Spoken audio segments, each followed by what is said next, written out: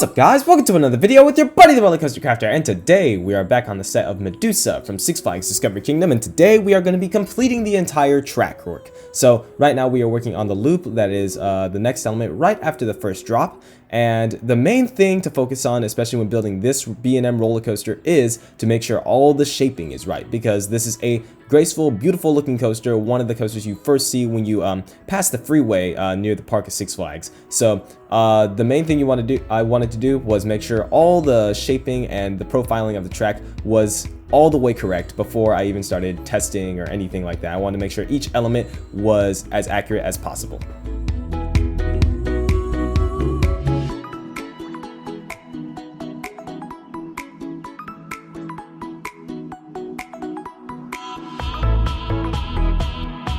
Fun fact, this loop took about 2 hours to make, just this vertical loop, and it's only the first version of this roller coaster. And I wanted to make sure this element was, to a T, looked like a loop, because loops look really cool, just as long as you're doing right, and they take a little bit of practice to make sure you get them right.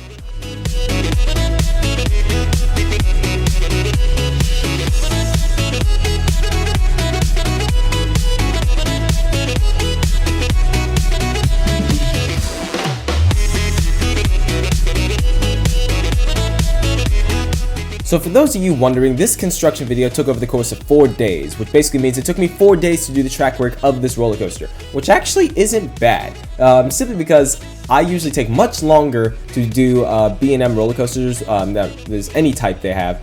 This coaster was a little easier to make because I know everything there is to know about this roller coaster. So it was pretty easy to do most of the elements, but I just wanted to make sure it still looks like the original coaster.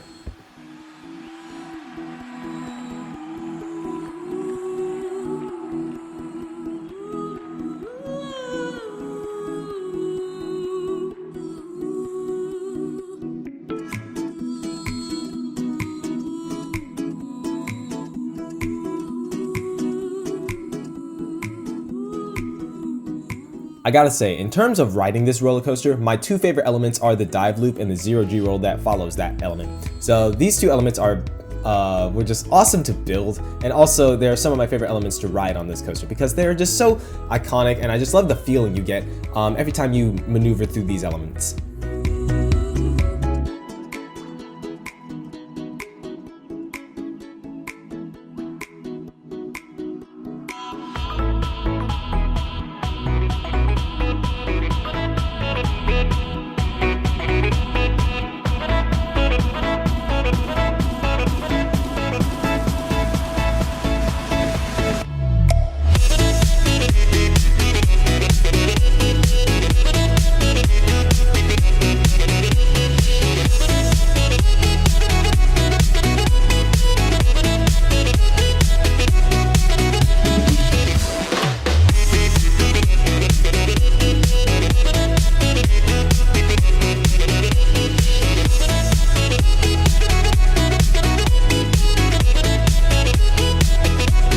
So as I'm reaching the halfway point of this track work on the Medusa coaster, I would like to tell you some of the cool effects coming on this coaster as well. Once we're finished with the track and the coaster is fully functional, we are going to put chaser lights on here like I did with my last NEX roller coaster, Rudolph's Nosedive.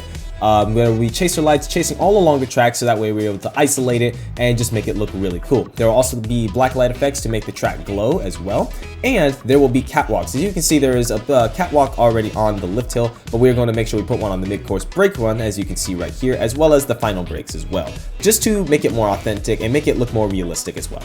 Oh yeah, and of course there will be an automatic station controlling everything as well, so that we can run multiple trains on here.